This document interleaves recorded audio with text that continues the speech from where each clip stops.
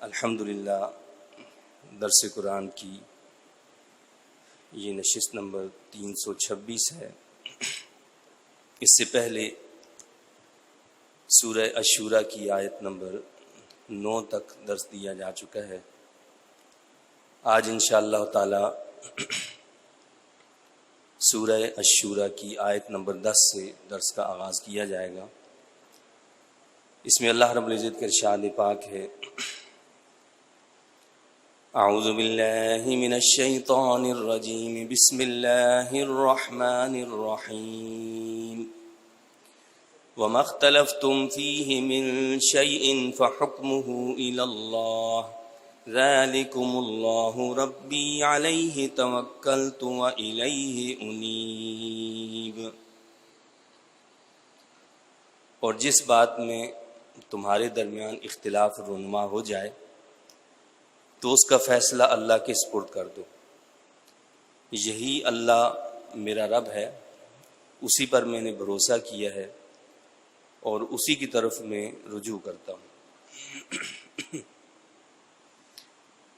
تو یہاں اللہ رب العزت نے یہ بات ہمیں بتائی ہے کہ اللہ کے جتنے بھی نبی آئے تو نبیوں کے آنے کا مقصد یہی تھا کہ لوگوں کو اکٹھا کریں، لوگوں کو جمع کر دیں، اور انہوں نے لوگوں کو جمع کرنے کی کوشش کی، لیکن اس کے باوجود لوگوں میں اختلاف رہا ہے، اور یہ اختلاف لوگوں نے خود پیدا کی ہے۔ اللہ رب العزت نے اختلاف کے حوالے سے یہ بات بتائی کہ اگر تمہارا کسی سے کوئی اختلاف ہو جائے، کسی غیر مسلم سے اختلاف ہو جائے، آپس میں اختلاف ہو جائے، عقائد میں اختلاف ہو جائے، اور عبادات میں اختلاف ہو جائے، نظریات میں اختلاف ہو جائے، سیاسی اختلاف ہو جائے، غرض کوئی بھی اختلاف ہو، تو اس کا طریقہ اللہ نے کیا بتایا؟ فحکم الی اللہ، تو اس کا فیصلہ اللہ کے سپرد کر دو۔ یعنی اگر کسی غیر مسلم سے اختلاف ہے اور آپ یہ سمجھتے ہیں کہ وہ آپ کی بات کو سمجھنے کے لیے تیار نہیں، بحث مباحثے پر اتر آیا ہے، تو اس سے کوئی آرگومنٹ کرنے کی ضرورت نہیں، وہاں خاموشی اختیار کی جائے اور اپنے معاملے کو اللہ کے سپرد کر دیا جائے۔ فحکمہ الی اللہ، تو اس کا فیصلہ اللہ کے سپرد کر دو۔ اسی طرح باہمی اختلافات میں بھی حکم یہی ہے کہ جب تمہارا کسی معاملے میں اختلاف ہو تو اسے اللہ اور اس کے رسول کی طرف لوٹا دو، یعنی وہاں یہ دیکھو کہ اللہ کیا فرما رہا ہے اور اس کے حبیب کریم صلی اللہ علیہ وسلم کا ارشاد کیا ہے۔ تو جو اللہ اور اس کے رسول صلی اللہ علیہ وسلم کا فیصلہ ہو اسے قبول کر لینا چاہیے۔ ذالکم اللہ ربی علیہ توکلت، یہی اللہ میرا رب ہے، اسی پر میں نے بھروسہ کیا۔ یعنی انسان اپنے فیصلوں کو اس ذات کی طرف پھیر رہا ہے کہ جس نے اس ساری کائنات کو پیدا کی ہے، جس نے انسانوں کو پیدا کیا ہے، جس نے اپنے احکامات دیے ہیں۔ اب اس سے صحیح مراد کیا ہے یہ وہی جانتا ہے کہ جس نے ان ساری چیزوں کو اتارا ہے۔ جو کسی کام کا بندوبست کرنے والا ہوتا ہے تو وہ اس سے پہلے اپنے کچھ اصول، قواعد، ضوابط بناتا ہے اور پھر جو ہے اس پر کہتا ہے کہ جس پر عمل کیا جائے، عمل درآمد کیا جائے۔ اب اگر کہیں اس کے بارے میں اختلاف ہو جائے تو اس کا صحیح فیصلہ بھی وہی کر سکتا ہے کہ جس نے اس قانون کو بنایا، وہ قواعد و ضوابط جس نے مرتب کیے وہ بتا سکتا ہے کہ یہاں اس قاعدہ اور قانون سے کیا مراد ہے۔ تو اسی طرح اپنے تمام معاملات کو اللہ کے سپرد کرنے کا مطلب یہی ہے کہ بالآخر یہ تمام معاملات اللہ کی بارگاہ میں پہنچیں گے اور اللہ فیصلہ فرمائے گا کہ حق پر کون تھا اور باطل پر کون تھا، سچ کیا تھا اور جھوٹ کیا تھا۔ تو فرمایا کہ یہی اللہ میرا رب ہے، اسی پر میں نے بھروسہ کیا ہے، وَإِلَيْهِ أُنِيبُ، اور اسی کی طرف میں رجوع کرتا ہوں۔ یعنی میں ہر معاملے میں اپنے رب کی طرف ہی رجوع کرتا ہوں۔ فاطر السماوات والارض، وہ پیدا کرنے والا ہے آسمانوں اور زمین کا۔ جعل لكم من انفسكم ازواجا ومن الانعام ازواجا، اسی نے بنائے تمہارے لیے تمہاری جنس سے جوڑے اور مویشیوں سے بھی جوڑے بنائے، یعنی ساری کائنات کو پیدا کرنے والا کون ہے؟ اللہ رب العزت ہے۔ جس رب کائنات نے ساری کائنات کو بنایا ہے، اسی خالق و مالک نے انسان پر یہ احسان کیا ہے کہ کیا فرمایا کہ بنائے تمہاری لیے تمہاری جنس سے جوڑے، انسان کی جنس سے اس کا جوڑا بنایا، یعنی مرد کا جوڑا عورت، عورت کا جوڑا مرد کو بنایا۔ مقصد یہ ہے کہ اگر ہم اس کے برعکس بناتے، یعنی اس جنس سے جوڑا نہ بناتے، دوسری جنس سے جوڑا بنایا جاتا، تو پھر کیا ہوتا کہ وہ مانوسیت، وہ محبت، وہ الفت جو ایک شوہر اپنی بیوی سے اور ایک بیوی اپنے شوہر سے کرتی ہے، وہ ان میں پیدا نہیں ہو سکتی تھی۔ وہ آپس میں محبت اور الفت اور دلچسپی ان میں پیدا نہیں ہو سکتی تھی۔ تو یہ اس کا کرم ہے کہ اس نے کیا کیا؟ تمہاری جنس سے تمہارے جوڑے بنائے۔ صرف انسانوں کے جوڑے نہیں بنائے، فرمائے کہ مویشیوں سے بھی جوڑے بنائے۔ اللہ نے مال مویشیوں کے بھی جوڑے بنائے۔ یزرعکم فیہ، وہ پھیلاتا رہتا ہے تمہاری نسل کو اس کے ذریعے۔ اس کا ایک مقصد تو یہ ہے کہ اس طرح نسل انسانی کو جو ہے افزائش ملے گی، نسل انسانی بڑھے گی، اور اسی طرح مال مویشی جو ہیں ان کا بھی اضافہ اسی طریقے سے ہوگا کہ اللہ تعالیٰ نے ہر شے کو جوڑا جوڑا بنایا۔ لیس کمثلہ شیء، نہیں ہے اس کی مانند کوئی چیز، یعنی اللہ کی مثل کوئی چیز نہیں، اس کی ذات، اس کی صفات، کسی چیز میں بھی اللہ کی مثل کوئی نہیں ہو سکتی، کیونکہ وہ خالق ہے اور باقی ہر شے مخلوق ہے۔ تو جب وہ خالق ہوا اور ہر شے باقی مخلوق ہوئی، تو مخلوق اس کی مثل کیسے ہو سکتی ہے؟ کبھی بھی نہیں ہو سکتی۔ وَهُوَ السَّمِيعُ الْبَصِيرُ، اور وہی سب کچھ سننے والا، دیکھنے والا ہے۔ لَهُ مَقَالِيدُ السَّمَاوَاتِ وَالْأَرْضِ، اسی کے قبضے میں ہیں کنجیاں آسمانوں اور زمین کے خزانوں کی۔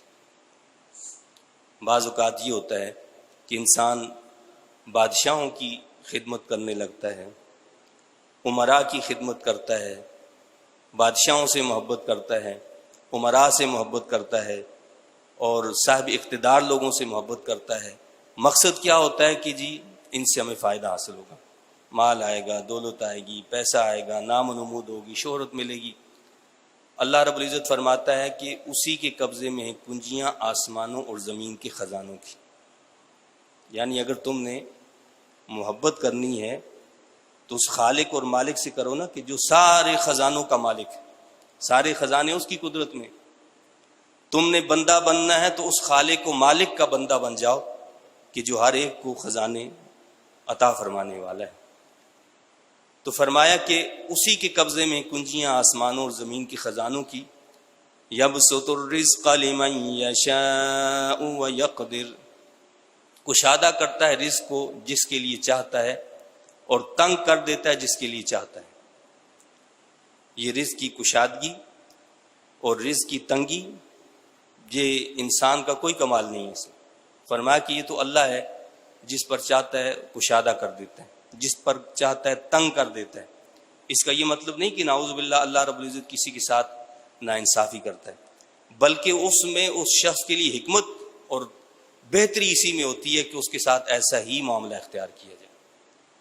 تو اللہ تعالیٰ ایک کو دے کر آزماتا ہے کہ اس کو دیکھو کہ اس کو ہم نے دیا ہے، اب اس کو ہمارے احکام کے مطابق کیسے ہی خرچ کرتا ہے، اور ایک سے اللہ تعالیٰ لے کر آزماتا ہے کہ آیا اس پر کتنا یہ صبر کرتا ہے، اور اس صبر کے بدلے میں جو عظیم اجر اس کا ہوتا ہے، اس کا وہ تصور بھی نہیں کر سکتا کہ کتنا اجر اللہ کے ہاں اس کے بدلے میں موجود ہوتا ہے۔ انہ بکل شیء علیم، اب یہ بھی واضح کر دیا کہ ایسا نہیں ہے کہ اس کو پتہ نہیں ہے کہ اس کی ضرورت کیا اور اس کی کیا ضرورت ہے، وہ سب جانتا ہے۔ کیا فرمایا؟ بے شک وہ ہر چیز کو خوب جاننے والا ہے، اسے پتہ ہے کہ میری ضروریات کیا ہیں، دوسرے شخص کی ضروریات کیا ہیں، وہ ہر ایک کو اس کی ضروریات کے مطابق عطا فرماتا ہے، کیونکہ وہ ہمارے بھیدوں سے واقف ہے، وہ ہمارے بارے میں خوب علم رکھتا ہے، وہ جاننے والا ہے، اس کا ہر فیصلہ حکمت پر مبنی ہوا کرتا ہے۔ شرع لکم من الدین ما وصى به نوحا والذی اوحینا الیک وما وصینا به ابراہیم وموسى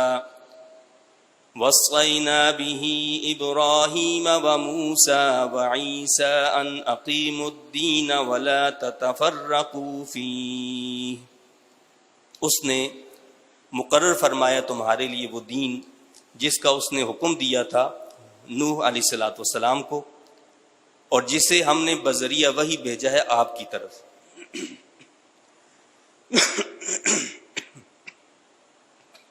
تو یہاں پہلی چیز تو اللہ تعالیٰ نے جو بتائی ہے وہ کیا ہے کہ اس نے وہی دین ہمارے لیے مقرر کیا ہے جو پہلے نبیوں کے لیے مقرر تھا۔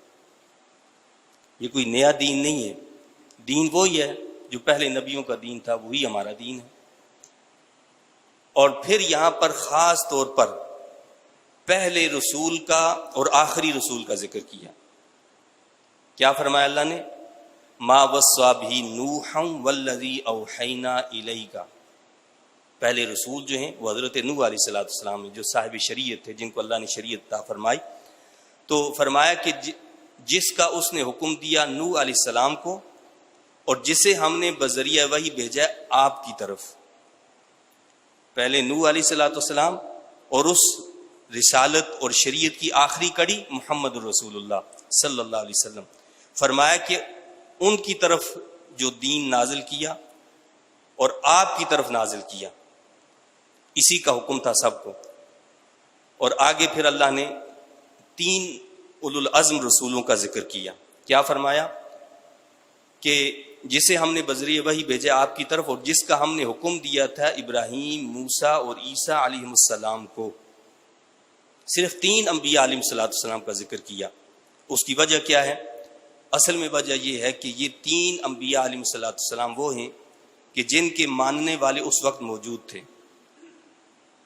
جو مخاطب تھے، جو حضور علیہ السلام کے سامنے موجود تھے، قرآن کے سامنے جو لوگ موجود تھے، ان میں سے کون لوگ تھے؟ ایک حضرت ابراہیم علیہ السلام پر ایمان کا دعویٰ کرتے تھے، یعنی مشرکین عرب جو تھے وہ ابراہیمی ہونے پر اپنا فخر کرتے تھے کہ ہم حضرت ابراہیم علیہ السلام کی اولاد ہیں۔ اور دوسرے جو تھے وہ یہود تھے، اور یہودی حضرت موسیٰ علیہ السلام پر ایمان کا دعویٰ کرتے ہیں۔ اور تیسرے جو تھے وہ نصارہ تھے، یعنی وہ عیسیٰ علیہ السلام پر ایمان کا دعویٰ کرتے ہیں۔ تو ان 3 اولو العزم نبیوں کا ذکر کیا، اور باقی بیچ میں کسی دیگر نبی کا ذکر نہیں کیا۔ اللہ نے اس کے حوالے سے یہ بتایا کہ ان سب کی طرف جو ہم نے دین بھیجا تھا وہ ایک ہی دین تھا۔ وہ دین کیا تھا؟ وہ اسلام تھا۔ اور یہاں اس بات کو بھی سمجھ لینا چاہیے کہ بعض لوگ جو ہیں وہ وحدت ادیان کے قائل ہیں، کہتے ہیں جی بس سارے مذاہب ٹھیک ہیں، سب راستے اپنے اپنے الگ الگ جدا جدا ہیں، منزل تو ایک ہے۔ تو ایسا نہیں ہے۔ قرآن اور اسلام وحدت ادیان کا قائل نہیں ہے۔ ہاں یہ ضرور ہے کہ اسلام وحدت دین کا قائل ہے، یعنی دین ایک ہے، دین بہت سارے نہیں ہیں، دین صرف ایک ہے۔ اور وہ کیا ہے؟ ان الدین عند اللہ الاسلام، اللہ کے نزدیک جو دین ہے وہ اسلام ہے۔ وحدت دین کا قائل ہے اسلام، وحدت ادیان کا قائل نہیں ہے۔ ہم مذاہب ہیں، مختلف جو ہیں فرقہ بندیاں ہیں، یہ الگ باتیں ہیں، لیکن دین جو ہے وہ ایک ہی ہے، اللہ کے ہاں جو مقبول ہے، اور جس کی دعوت حضرت نوح علیہ السلام سے لے کر آخری نبی محمد رسول اللہ صلی اللہ علیہ وسلم تک جتنے بھی نبی آئے سب نے دعوت دی ہے، تو وہ دین اسلام کی دی ہے۔ ہاں یہ ایک الگ بات ہے، یہاں اللہ نے ایک لفظ استعمال کیے شرع لکم، اس نے مقرر فرمایا ہے، اس نے شریعت بھی دی ہے۔ شریعتیں مختلف رہی ہیں، یعنی دین ہمیشہ ایک رہا، شریعتیں مختلف رہیں۔ دین جو ہے یہ ایک وسیع تصور ہے، یعنی ساری بنیادی تعلیمات جو تھیں وہ تمام انبیاء علیہ السلام کے پاس ایک ہی تھیں۔ مثلا تمام نبیوں نے یہی دعوت دی کہ صرف اللہ کی عبادت کرو، تمام نبیوں نے یہ بتایا کہ آخرت ہے، مرنا ہے، مرنے کے بعد اللہ کے سامنے حاضر ہونا ہے، قیامت برپا ہوگی۔ اسی طرح والدین کی فرما برداری کا حکم دیا۔ تو یعنی وہ جو بنیادی باتیں ہیں وہ ساری کی ساری وہی ہیں جو پہلے نبی لے کر آئے، وہی آخری نبی لے کر آئے، اس میں کوئی اختلاف نہیں۔ البتہ شریعتوں میں اختلاف رکھا، ماحول اور زمانے کے اعتبار سے اللہ تعالیٰ نے اس میں رد و بدل فرمایا۔ مثلا حضرت موسیٰ علیہ السلام کا زمانہ ہے، تو حضرت موسیٰ علیہ السلام کے جو پیروکار تھے ان کو حکم تھا کہ وہ کاروبار نہیں کر سکتے ہفتے کے دن کاروبار کرنا منع تھا، اور اسی طرح ان پر جو ہے اونٹ کا گوشت حرام کر دیا گیا تھا۔ حضرت سیدنا یوسف علیہ السلام کے زمانے میں سجدہ تعظیمی جائز تھا، بعد میں اسے منع فرما دیا۔ حضرت سیدنا آدم علیہ السلام کے دور اقدس میں ایک بھائی اور بہن، ان کا نکاح جائز تھا، اس لیے کہ نسل انسانی کو چلانا تھا، اور دو بچے جو پیدا ہوتے تھے تو وہ آپس میں سگے بھائی کہلاتے تھے، یعنی ایک لڑکا اور ایک لڑکی جو ایک ساتھ پیدا ہوتے وہ آپس میں سگے بھائی کہلاتے تھے، اور اس کے بعد جو دو بھائی ہوتے تو وہ الگ آپس میں سگے بھائی ہوتے تھے۔ ان کا آپس میں نکاح نہیں ہو سکتا تھا، لیکن مخالف سمت میں ہو سکتا تھا، یعنی جو جوڑا ادھر پیدا ہوا ہے اور دوسرا جوڑا اس طرف پیدا ہوا ہے، تو وہ جوڑے کا جو مرد ہے وہ اس جوڑے کی لڑکی سے شادی کر سکتا ہے، اور اس جوڑے کا مرد اس جوڑے کی لڑکی سے شادی کر سکتا ہے، یعنی وہ بہن بھائی تھے۔ تو ان کو اجازت اس وقت تھی کیونکہ نسل انسانی کو چلانا تھا، بعد میں اس کو ممنوع قرار دے دیا۔ یا اسی طرح جو حرام چیزیں ہیں، سود ہے، رشوت ہے، اللہ تعالیٰ نے کچھ قواعد جو بتائے یہ ہمیشہ سے ایک ہی رہے ہیں، ان میں کبھی اختلاف نہیں رہا۔ اختلاف کس میں رہا؟ شریعتوں میں اختلاف رہا، اور یہ رد و بدل ہوتا رہا۔ مال غنیمت اس امت سے پہلے کسی کے لیے حلال نہیں تھا، لیکن اللہ رب العزت نے امت محمدیہ علیہ السلام کے لیے مال غنیمت کو حلال قرار دے دیا۔ بنی اسرائیل کو عبادت کرنے کا صرف یہ حکم تھا کہ وہ اپنی مسجدوں میں، اپنی عبادت گاہوں میں عبادت کر سکتے ہیں، کسی اور جگہ نہیں۔ اس امت کے لیے ساری زمین کو مسجد قرار دے دیا کہ ہر جگہ عبادت کی جا سکتی۔ تو شریعتیں مختلف رہیں، لیکن اب چونکہ یہ آخری شریعت، محمد رسول اللہ صلی اللہ علیہ وسلم آخری نبی، آپ کی بات کوئی دوسرا نبی نہیں آ سکتا، اس لیے آپ جو احکام لے کر آئے، آپ جو قانون لے کر آئے، آپ جو شریعت لے کر آئے، یہ ہمیشہ کے لیے، سب کے لیے یہی ہے۔ ہاں، اس میں نئے مسائل پیدا ہوتے رہیں گے، نئی چیزیں آتی رہیں گی، ان کا حل پیش کرنا یہ علماء کی ذمہ داری ہے کہ وہ قرآن اور سنت اور اجماع امت کے روشنی میں پھر اس کا حل پیش کریں گے کہ یہ جو نیا مسئلہ ہے اور یہ نئی جو چیز آئی ہے، اس کو شریعت اسلامیہ کی نگاہ میں کس طریقے سے دیکھا جا سکتا ہے، آیا یہ درست ہوگی یا نہیں۔ وہ قوانین اور ضوابط وہی رہیں گے جو پہلے سے موجود ہیں۔ تو اللہ نے فرمایا کہ اس نے مقرر فرمایا تمہارے لیے وہ دین جس کا اس نے حکم دیا تھا نوح کو، اور جسے ہم نے بذریعہ وحی بھیجا ہے آپ کی طرف، اور جس کا ہم نے حکم دیا تھا ابراہیم، موسیٰ اور عیسیٰ علیہ السلام کو، ان اقیم الدین ولا تتفرقوا فیہ، کہ اسی دین کو قائم رکھنا اور تفرقہ نہ ڈالنا اس میں۔ کیا فرمایا کہ سارے لوگوں کو یہی حکم تھا کہ انہوں نے اسی دین کو قائم کرنا ہے، اس میں کوئی تفرقہ بازی نہیں ہونی چاہیے۔ یہ فرقہ بندی کا تعلق جو ہے یہ دین سے ہے، یعنی بنیادی تعلیمات سے۔ جو بنیادی تعلیمات میں آ کر تحریف کرنے لگ جائے تو وہاں فرقہ بن جاتا ہے، وہ فرقہ بندی ہے۔ بنیادی تعلیمات جو اصول، قواعد، ضوابط جو ہمیشہ سے ایک رہے، انبیاء علیہ السلام کے نزدیک کوئی آ کر جو ہے حضور علیہ السلام کے بعد نبوت کا دعویٰ کرتا ہے تو یہ بنیادی تعلیمات کے اندر جو ہے انوالو ہونا ہے۔ تو لہٰذا ایسا شخص دین میں فرقہ بندی پیدا کرنے والا ہے۔ فرقہ بندی کا تعلق جو ہے وہ کس سے ہے؟ دین سے. دین سے اس کا تعلق ہے، بنیادی تعلیمات سے اس کا تعلق ہے. اللہ نے تفرقے سے منع کیا کہ تفرقہ بازی نہیں ہونی چاہیے، یعنی بنیادی تعلیمات میں کوئی اختلاف نہیں ہونا چاہیے.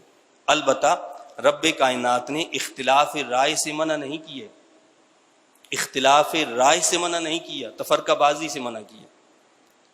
تفرقہ بازی کیا بتایا میں نے آپ کو؟ یہ دین کی بنیادی تعلیمات کے اندر کوئی انحراف پیدا کرنا ہے. جبکہ اختلاف رائے کیا ہے؟ یہ فروعی مسائل میں ہے. فروعی مسائل ہیں، ان میں اختلاف ہو سکتا ہے، جیسے ائمہ کرام ہیں. ائمہ کرام کے درمیان جو اختلاف ہے تو یہ دین میں اختلاف نہیں ہے، یہ فروعی مسائل میں اختلاف ہے، اور اس کی کوئی نہ کوئی بنیاد ہے. یہ فقہ حنفی ہے، اور یہ فقہ مالکی ہے، یہ فقہ شافعی ہے، یہ فقہ حنبلی ہے. تو یہ فروعی مسائل ہیں. ان فروعی مسائل میں اختلاف کرنا ممنوع نہیں ہے بلکہ جائز ہے. یہ اختلاف رائے ہے، اور اس سے رب کائنات نے منع نہیں کیا ہے. اور اللہ کے نبی صلی اللہ علیہ وسلم نے ایسے اختلاف کو رحمت قرار دیا. ایسے اختلاف کو کیا رب کائنات نے رحمت قرار دی. الاختلاف امتی رحمت او کما قال علیہ الصلوۃ والسلام، کہ یہ اختلاف میری امت کے لیے رحمت ہے. ہاں، زحمت کون سا اختلاف ہوتا ہے؟ جو اختلاف برائے اختلاف ہوتا ہے، یعنی ضد، ہٹ درمی، اور دوسرے کے مقابلے میں میں نے الٹا ہی معاملہ کرنا ہے، یہ اختلافات منع ہے. لیکن جہاں یہ بات ہے کہ جی ایک کہتا ہے کہ جی نماز میں امام صاحب کے پیچھے جو ہے فاتحہ پڑھنا ضروری ہے، دوسرا کہتا ہے ضروری نہیں ہے، یہ اختلاف رائے ہے. تو اس میں کوئی حرج نہیں ہے اور اس کی اجازت دی گئی ہے. اور یہ دور صحابہ میں بھی ہوا، صحابہ کرام میں بھی اختلاف رہا. چونکہ صحابہ کرام میں اختلاف تھا تو یہ بعد میں یہ اختلاف آگے بھی چلا. ایسا نہیں ہے کہ صحابہ میں اختلاف نہیں تھا تو یہ اختلاف بعد میں پیدا ہوا، ایسا نہیں. جو لوگ دین پر صحیح نظر نہیں رکھتے، دین کے بارے میں معلومات نہیں رکھتے، وہ طرح طرح کی باتیں کرتے ہیں کہ جی دیکھو یہ مولویوں نے یہ بنا لی ہے، وہ بنا لی ہے. جب آپ کو اس کی الف باء پتہ نہیں ہے کہ شریعت کے قوانین، اصول، ضوابط کیا ہیں، تو آپ ان پر انگلی کیسے اٹھا سکتے ہیں؟ تو اختلاف دین، یعنی دین میں اختلاف کرنا بہرحال ناجائز ہے، ممنوع ہے. اور رہا اختلاف رائے، تو اختلاف رائے کی اجازت دی گئی ہے. اب اگلی جو چیز یہاں بتائی اللہ نے کہ اس دین کو قائم رکھنا ہے، یعنی اس دین کو قائم کرنا. اصل چیز دین کو صرف اختیار نہیں کرنا، یعنی ہم نے دین اختیار کیا اور دین پر خود عمل کرنے لگ گئے، بلکہ دین کو قائم بھی کرنا ہے. قائم کرنے کا مطلب کیا ہے؟ کہ خود پر قائم ایسے کریں گے کہ ہم خود اس پر عمل کریں،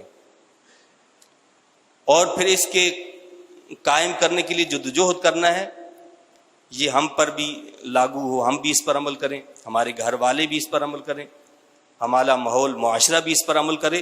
تو پھر یہ دو مختلف ذمہ داریاں آ جاتی ہیں. ایک حکومت پر آ جاتی ہے کہ حکومت کی ذمہ داری یہ ہوتی ہے کہ وہ قانون کے ذریعے سے اس پر عمل درآمد کروا سکتی ہے، وہ ہاتھ کے زور سے اس پر عمل کروا سکتی ہے.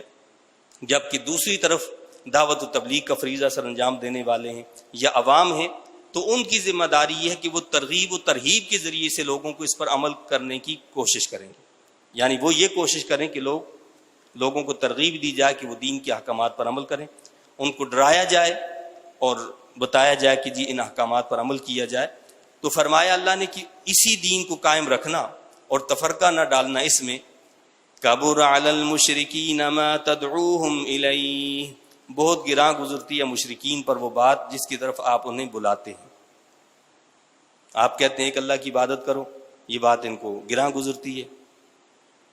اللہ یجتبی الیہ من یشاء ویہدی الیہ من ینیب، اللہ تعالیٰ چن لیتا ہے اپنی طرف جس کو چاہتا ہے اور ہدایت دیتا ہے اپنی طرف اسے جو اس کی طرف رجوع کرتا ہے.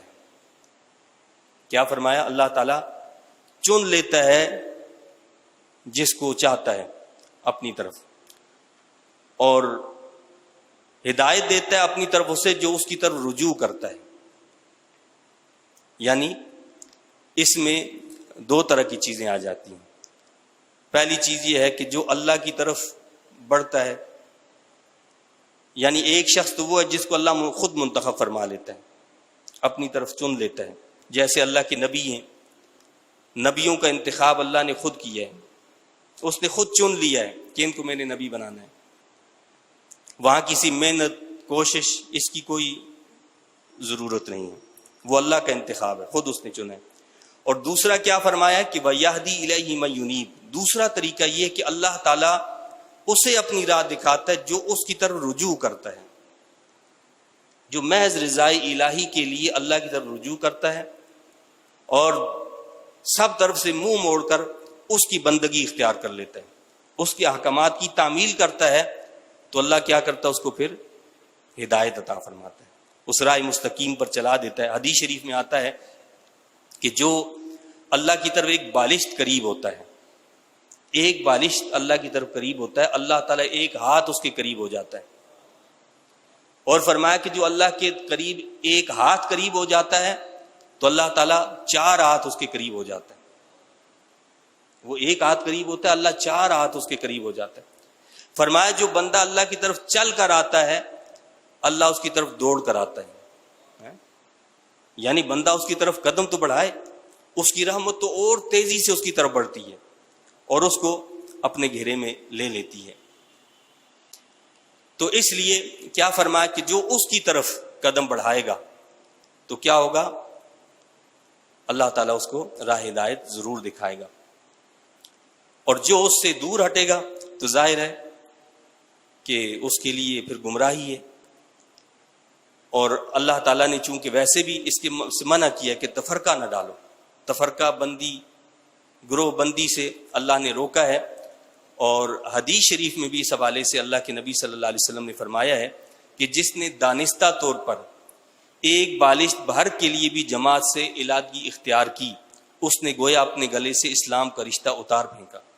بالشت بھر بھی کہا کہ جماعت سے علیحدگی اختیار کر لی تو اس نے کیا کیا، اسلام کا جو رشتہ ہے اس کو اتار کر پھینک دی۔ اور اسی طرح مسند احمد میں ایک حدیث ہے کہ جس طرح بکریوں کے لیے بھیڑیا ہوتا ہے، بکریوں کے لیے بھیڑیا ہوتا ہے کہ جب بکری الگ ہو جائے، وہ پوری جو بکریوں کی جو لشکر ہے اس سے جدا ہو جائے تو بھیڑیا اس کو اچک لیتا ہے، اس کو پکڑ لیتا ہے۔ اسی طرح فرمایا کہ انسانوں کا بھیڑیا شیطان ہے، انسانوں کا بھیڑیا کون ہے، شیطان ہے، کہ جب انسان جماعت سے الگ ہو جاتا ہے، علیحدگی اختیار کر لیتا ہے تو شیطان اس کو چک لیتا ہے اور اس کو کھا جاتا ہے۔ لہٰذا اگر انسان یہ چاہتا ہے کہ میری بچت ہو جائے تو اس کے لیے ضروری کیا ہے کہ وہ جماعت کے ساتھ ملا رہے، وہ فرقہ بندیوں میں نہ پڑے اور وہ گروہ بندیوں میں نہ پڑے اور وہ علیحدہ ہو کر شیطان کا شکار نہ بن جائے۔ وَمَا تَفَرَّقُوا إِلَّا مِن بَعْدِ مَا جَاءَهُمُ الْعِلْمُ بَغْيًا بَيْنَهُمْ، اور نہ بنے اور نہ بٹے وہ فرقوں میں مگر اس کے بعد کہ آ گیا ان کے پاس صحیح علم۔ یہ تفرقہ محض باہمی حسد کے باعث تھا۔ اللہ نے فرمایا کہ یہ فرقہ بندی جو ہوئی تو یہ ایسا نہیں ہے کہ بعد میں ہوئی ہے، بلکہ پہلے علم آیا، اور علم آنے کے بعد ان لوگوں نے کیا کیا ہے، فرقہ بندیاں اختیار کی ہیں۔ اور اس کی اصل وجہ فرمایا کہ کوئی دلیل نہیں ہے، ایسا نہیں ہے کہ ان کو کوئی دلیل نہیں ملی جس وجہ سے فرقہ بندیاں اختیار کی، بلکہ فرمایا کہ بغیم بینہم، باہمی حسد کی وجہ سے یہ ساری چیزیں پیدا ہوں۔ یہ اہل مکہ یہ بات اچھی طرح جانتے ہیں کہ محمد رسول اللہ صلی اللہ علیہ وسلم کیا ہیں، یہ اللہ کے نبی ہیں، یہ ہمارے درمیان رہے ہیں، انہوں نے کسی سے کچھ پڑھا نہیں ہے، انہوں نے کسی سے کچھ سیکھا نہیں ہے، اس کے باوجود ایسا کلام پیش کر رہے ہیں کہ جس کا کوئی توڑ ہی پیش نہیں کر سکتا۔ لیکن بات کیا ہے، صرف حسد ہے، بغض ہے، اس بنا پر یہ اس کو قبول نہیں کرنا چاہتے۔ وَلَوْلَا كَلِمَةٌ سَبَقَتْ مِن رَّبِّكَ إِلَىٰ أَجَلٍ مُّسَمًّى لَّقُضِيَ بَيْنَهُمْ، اور اگر یہ فرمان پہلے نہ ہو چکا ہوتا آپ کے رب کی طرف سے کہ انہیں ایک مقررہ مدت تک مہلت دی جائے تو فیصلہ ہو چکا ہوتا ان کے درمیان۔ کیا فرمایا کہ یہ جو اختلافات ہیں اور یہ گروہ بندیاں ہیں، اگر پہلے سے فیصلہ یہ نہ ہوتا کہ ہم نے ان کو مہلت دینی ہے تو ان کو تو ہلاک کر دیا جاتا، تباہ کر دیا جاتا سب کو، لیکن اللہ نے اپنی حکمت کے تحت پہلے سے ایک فیصلہ کر رکھا ہے کہ ہم نے ان لوگوں کو اتنا عرصہ مہلت دینی ہے۔ وَإِنَّ الَّذِينَ أُورِثُوا الْكِتَابَ مِن بَعْدِهِمْ لَفِي شَكٍّ مِّنْهُ مُرِيبٍ، اور جو لوگ وارث بنائے گئے تھے کتاب کے ان کے بعد، وہ اس کے متعلق ایسے شک میں مبتلا ہیں جو قلق انگیز ہیں۔ یعنی یہ لوگ جو ہیں جن کو پہلے کتاب دی گئی ہے وہ بھی شک میں مبتلا ہیں، یا یہ جو اہل عرب ہیں یہ قرآن کے بارے میں شک کر رہے ہیں۔ فَلِذَلِكَ فَادْعُ وَاسْتَقِمْ كَمَا أُمِرْتَ، پس اس دین کی طرف آپ دعوت دیتے رہیے اور ثابت قدم رہیے جس طرح آپ کو حکم دیا گیا۔ اب اس آیت کے اندر اللہ تعالیٰ نے چند باتیں بتائی ہیں۔ پہلی بات کیا فرمائی کہ اس دین کی طرف آپ دعوت دیتے رہیں۔ انسان کسی بھی ماحول اور معاشرے میں ہو، کسی غیر مسلم معاشرے میں بھی ہو، تو اس کے لیے ایک بہترین اصول بتائے ہیں کہ آپ دین کی طرف دعوت دیتے رہیں، پہلی چیز۔ دوسری چیز یہ فرمائی کہ ثابت قدم رہیے جس طرح آپ کو حکم دیا گیا، خود دین پر استقامت اختیار کرنا، ماحول معاشرے کے دباؤ سے متاثر نہ ہونا اور دین پر ثابت قدم رہنا۔ وَلَا تَتَّبِعْ أَهْوَاءَهُمْ، اور نہ اتباع کیجیے ان کی خواہشات کا، لوگوں کی خواہشات کی پیروی نہیں کرنی ہے، وہ کچھ بھی کہیں کریں، دین پر آپ نے ثابت قدمی دکھانی ہے اور لوگوں کی خواہشات کی پیروی نہیں کرنی۔ وَقُلْ آمَنْتُ بِمَا أَنزَلَ اللَّهُ مِنْ كِتَابٍ، اور برملا فرمائی کہ میں ایمان لایا ہر اس کتاب پر جو اللہ نے نازل کی۔ اگلی کیا بات بتائی کہ ہر مسلمان کا یہ فرض ہے، ذمہ داری ہے کہ اللہ نے جتنی بھی کتابیں نازل کی ہیں وہ ان پر ایمان رکھتا ہے، ساری کتابوں پر، صحیفوں کی شکل میں ہوں، کتابوں کی شکل میں ہوں۔ ایک مومن جو ہے وہ ہوتا ہے کہ جو ساری کتابوں پر ایمان رکھتا ہے کہ یہ اللہ نے نازل کی، میں ان کو حق سمجھتا ہوں۔ وَأُمِرْتُ لِأَعْدِلَ بَيْنَكُمْ، اور مجھے حکم دیا گیا کہ میں عدل کروں تمہارے درمیان، عدل و انصاف کو قائم کرنا، چاہے اپنے بارے میں ہو یا دوسرے کے بارے میں ہو۔ ایسا نہیں ہے کہ آپ کو اقتدار حاصل ہو گیا تو اپنے مخالفین کو آپ رونڈ ڈالیں، تباہ کر دیں، بلکہ اللہ کے نبی صلی اللہ علیہ وسلم نے اپنے عمل اور کردار سے بتایا۔ جب مکہ فتح ہوا تو سب کو کیا فرمایا؟ وہ جو آپ کے خون کے پیاسے تھے، فرمایا کہ تم سب آزاد ہو، سب آزاد ہو۔ اور اسی طرح دوسری طرف ایسا نہیں ہے کہ اپنوں کو کوئی رعایت دی۔ جب ایک خاتون نے چوری کی تو اللہ کے نبی صلی اللہ علیہ وسلم نے اپنی بیٹی کی طرف اشارہ کرتے ہوئے بتایا کہ اگر وہ بھی ایسا کرتی تو میں ہاتھ کاٹ دیتا۔ یعنی اپنے اور غیر کی روح رعایت نہیں ہے، عدل و انصاف کو صحیح طور پر قائم کرنا ہے۔ یہ اپنا ہے تو لہٰذا اس کے ساتھ نرمی، اور یہ غیر ہے تو اس کے ساتھ سختی، ایسا کرنے کی اجازت نہیں ہے۔ اللہ ربنا و ربکم، اللہ تعالی ہمارا بھی رب ہے اور تمہارا بھی رب ہے۔ لنا اعمالنا ولکم اعمالکم، ہمارے لیے ہمارے اعمال ہیں اور تمہارے لیے تمہارے اعمال ہیں۔ لا حجت بیننا و بینکم، کسی بحث و تکرار کی ضرورت نہیں ہمارے اور تمہارے درمیان۔ اللہ یجمع بیننا، اللہ ہم سب کو جمع کرے گا۔ وَإِلَيْهِ الْمَصِيرُ، اور اسی کی طرف سب نے پلٹنا ہے۔ فرمایا کہ ان سارے معاملات کا ایک دن حل ہو جانا ہے اور وہ قیامت کا دن ہے۔ قیامت کے دن سب کو اللہ تعالیٰ جمع کرے گا اور اسی کی طرف سب نے پلٹ کر جانا ہے۔ تو سب جب اس کے پاس پلٹ کر جائیں گے تو وہ پھر اپنا حکم فرما دے گا کہ کون حق پر تھا اور کون باطل پر تھا۔ اللہ تعالیٰ سے دعا التجا ہے کہ اللہ تعالیٰ ہمیں ان تعلیمات کی صحیح سمجھ عطا فرمائے اور سمجھ کر ان تعلیمات کے مطابق عمل کرنے کی توفیق عطا فرمائے۔ آمین۔ وآخر دعوانا ان الحمد للہ رب العالمین۔